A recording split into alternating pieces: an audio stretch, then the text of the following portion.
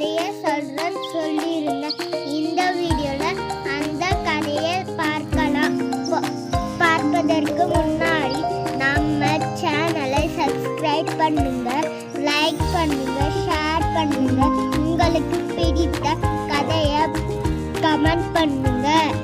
அந்த அழகான காட்டில் காலை சூரியன் உதித்ததும் பறவைகள் இரையை தேடி பறந்து சென்றன. ஒன்னா உட்காந்து இரையை சாப்பிட்டு ஜாலியா பேசிட்டு இருந்துச்சான்.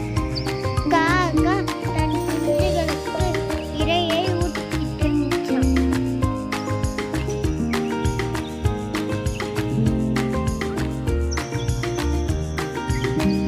மிருகங்களும் உணவை தேடி வேட்டையாட கிளம்பிச்சாம். வரப்போற ஆபத்து யாருக்கும் தெரியலையாம்.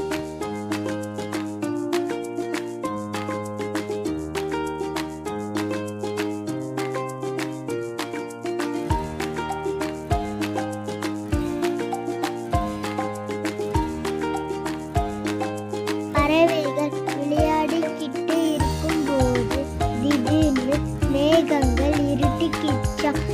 மழை பெய்ய ஆரம்பித்தது. மயில் ஓடி வந்து மற்ற பறவைங்க கிட்ட ஆபத்து வரது சொல்லிச்சான். உடனே சிங்கராஜா கிட்ட சொன்னாங்களாம். சிங்கராஜாவும் காட்டில இருக்கிற பறவைகளையும் விலங்குகளையும் வர சொல்லி ஆணையிட்டாங்களாம்.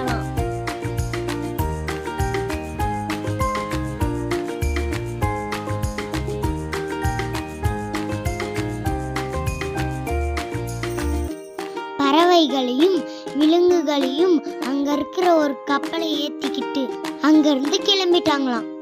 காட்டு வெள்ளத்துல கப்பல் அடிச்சுக்கிட்டு கடல்ல வந்து சேர்ந்துச்சான்.